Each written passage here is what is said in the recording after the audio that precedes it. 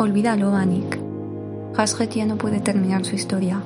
Deja esas páginas. No te tortures más. Todo el mundo debería tener una voz.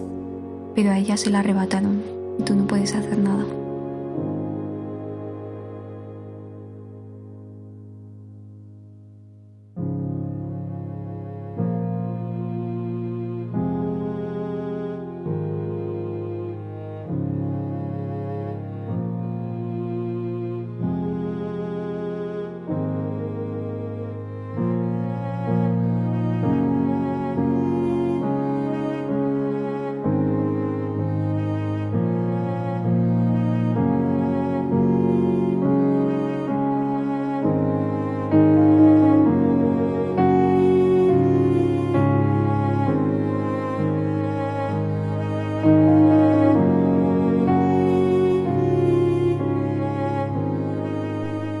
De mayo de 1950, París.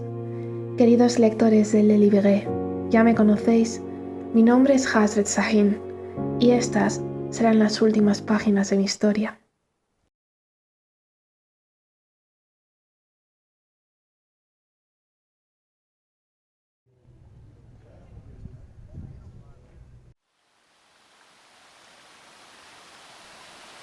Estás perdida desde hace mucho tiempo y lo único que haces es saltar de causa en causa buscando algo con lo que marcar el rumbo.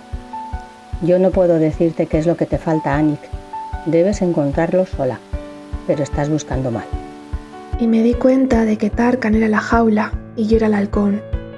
No os diré el nombre que di en la frontera, pero sí que quiere decir el seudónimo con el que firmo esta historia, Sahin.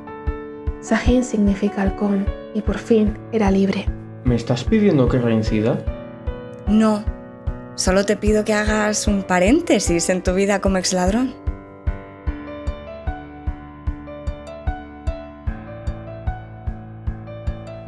Creo que Hasret y Kael tenían algo parecido.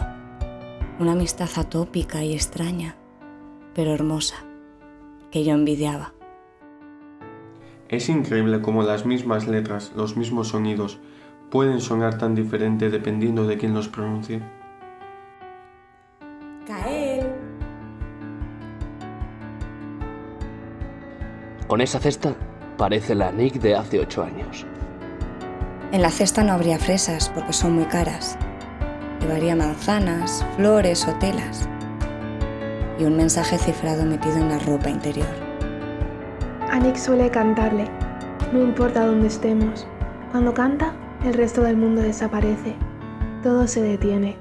Cualquier persona deja lo que está haciendo para escucharla y perderse en las letras de sus canciones.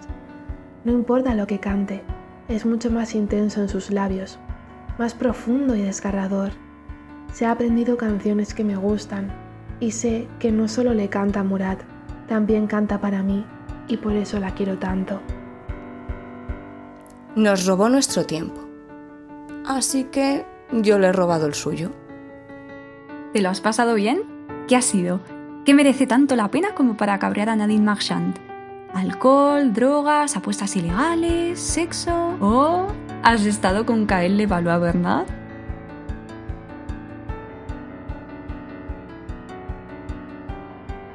Mientras yo le enseñaba a robar, ella me enseñaba a mí a leer.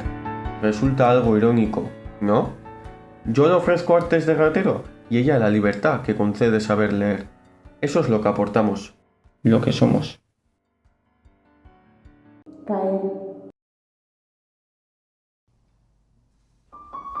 No me importa que quede cicatriz. Contaría una historia, como la tuya.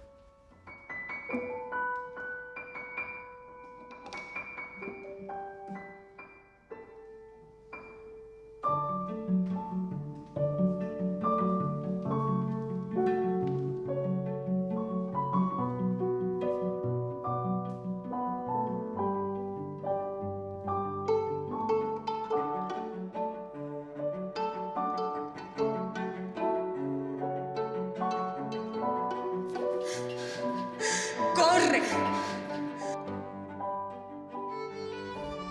No me voy a rendir. ¿Sabes? Siempre me gustó descifrar códigos. Me enseñó mi madre. Era como un juego que teníamos entre nosotras. Ella escribía una palabra y yo la descifraba.